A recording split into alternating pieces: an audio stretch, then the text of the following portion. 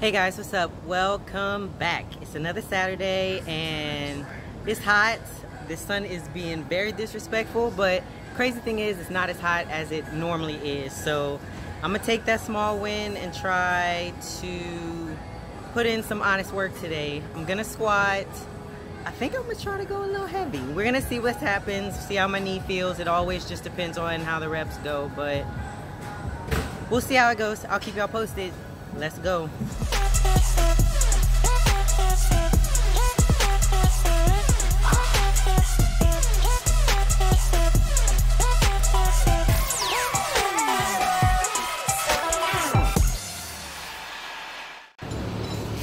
This is what we're working with today. 82 degrees feels like 95. This is actually cool for us. I wasn't sure what I was gonna work up to today for this workout. I really wanted to go heavy, see how my knee felt. It's been feeling really good, but like I said in the intro, I always have to go by how my knee feels during warm-ups. It does get better as I'm warming up. The pain lessens, my range of motion gets better, but sometimes it doesn't feel good. And I can tolerate pain, I have a high tolerance, but there's a difference between feeling uncomfortable and it hurting. So right now I'm just trying to get my sleeves on. As you see, like I said in my gym bag video, I use my slickers to get my gain sleeve up on my left knee, the knee that I had surgery, mainly because I don't want to have to do a lot of pulling and tugging on the tissue around my knee. It is still healing, so it hurts when I do that. Unfortunately, this sleeve is too tight for my knee. So I start off with it on, and then just squatting the bar after like 3 reps, I feel pain in my knee. So I take it off and I put a looser, less compressive sleeve on that knee. It doesn't give as much support, which I don't like, but if that's the trade-off that I have to have right now, since I can't tolerate the amount of compression on that knee, I think it's a good trade-off because I'm able to squat.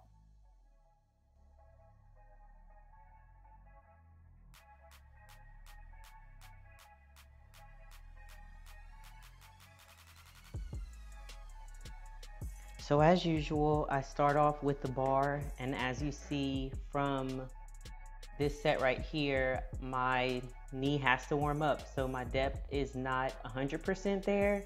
It's still better than where it normally is when I first start squatting, so I knew today was going to be a good day, but I just tried to figure out where my stance needs to be, what feels good, and just work on staying tight and getting the motion down so that when I get to the top set, I know my feet are in the right place, I know everything feels good, and I'm not overthinking anything.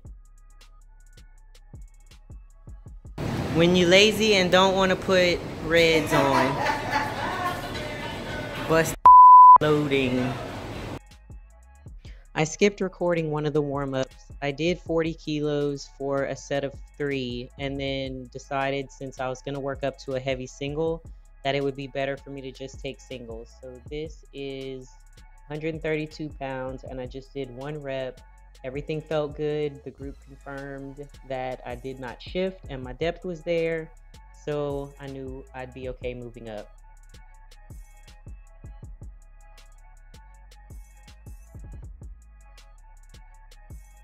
I continue to make 10 kilo or 22 pound jumps for each set for the rest of the workout. 165 is where I usually start shifting, so this was an important set for me. I wanted to make sure that my knee felt good, my technique stayed okay, and that I was able to hit depth. So this set really determined what was going to happen for the rest of the workout. But it felt good, depth was there, weight moved fast, I didn't shift, so we're going up. Just as a precaution, I decided to put chalk on my back for the rest of the sets. With the heat and sweating, the bar can roll on your back or slide. And so I just wanted to minimize any chances for anything going wrong or throwing me off balance. I'm pretty nervous at this point. We're at 187 pounds. I've never attempted this other than squatting to a box. So again, I asked him to make sure that I wasn't shifting, and I just needed to make sure my nerves were under control. I take my time and I'm very deliberate with my setup. I do everything the same from warm up with the bar all the way to the top set. So I take a little while, but I'm not going till I'm ready. So it is what it is.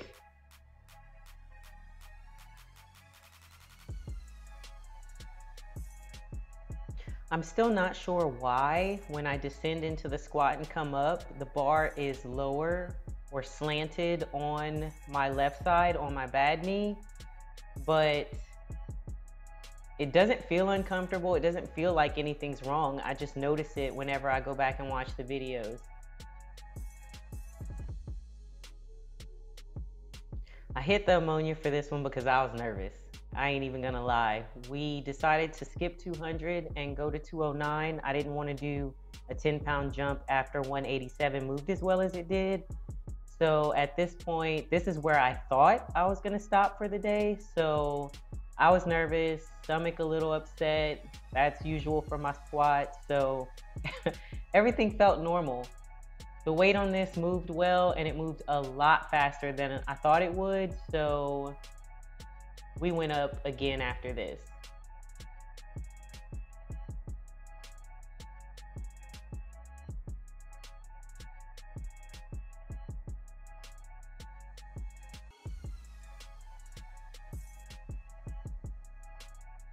I added another 10 kilos and I was nervous. I told the group beforehand that I felt like I was gonna throw up. Unfortunately for me, that is normal when I squat. So again, I'm just doing everything that I normally do, taking my time for my setup, making sure everything feels tight, my back is tight, I'm gripping the bar hard, I'm bracing hard, everything that I know I need to do to make this feel good. I'm not so much worried about the weight. Again, it's just making sure that I do everything right and that I don't shift, because once I start shifting, game over, it's time to stop. I don't want to hurt myself or injure my good leg because I'm overcompensating.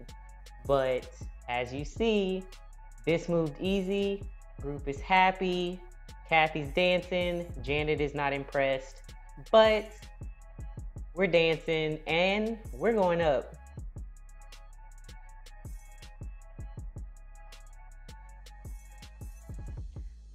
The nose torque got me again on this one. I don't know, sometimes I sniff it and I'm like, there's nothing. And then this time I feel like it's gonna blow my brains out. We added another 10 kilograms. So at this point, I'm at 253 pounds. I knew regardless of how this moved, I was gonna stop at this weight. We were 50 pounds over the goal. My knee was still feeling good, but the long-term goal is to continue to progress every session. And there's no point in overdoing it. Plus I knew I still wanted to do some accessory work to isolate my left quad more. So I wanted to make sure my knee still felt good enough to do that. I was nervous for this. I always have trouble bracing properly when I'm nervous. I take my breath and I hold it in my chest instead of my stomach. So I was really taking my time on this set with the weight on my back and making sure that I took my breath correctly. That determines how I come out of the hole and make sure that the bar doesn't roll up my back. I couldn't believe this moved the way it did. I was excited, and if you watch on my Instagram, you can see the full version of the squat with me talking to myself. Yeah!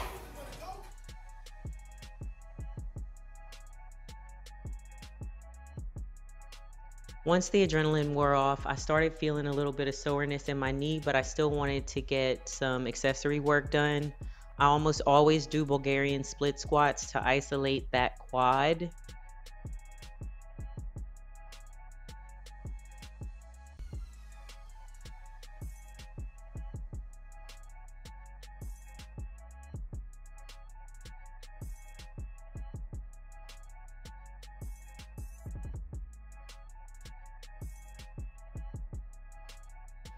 I want to make sure that I also concentrate on my hamstrings. So I do RDLs and I don't use a lot of weight.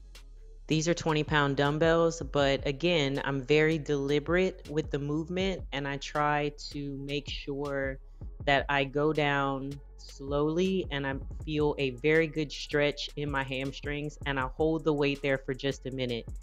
Then, when I'm coming back up to finish the movement, I focus on using my hamstrings and my glutes to initiate it and then really squeezing my glutes hard at the top for the lockout.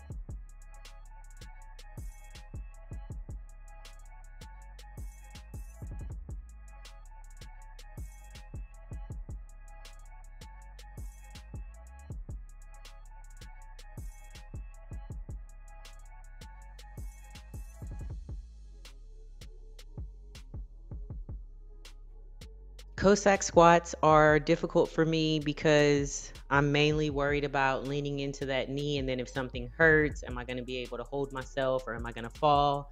So again, I'm moving very slow and I'm focusing on keeping my weight across my foot evenly and keeping that lead foot flat. You don't want to go forward on your toes or fall back on your heels.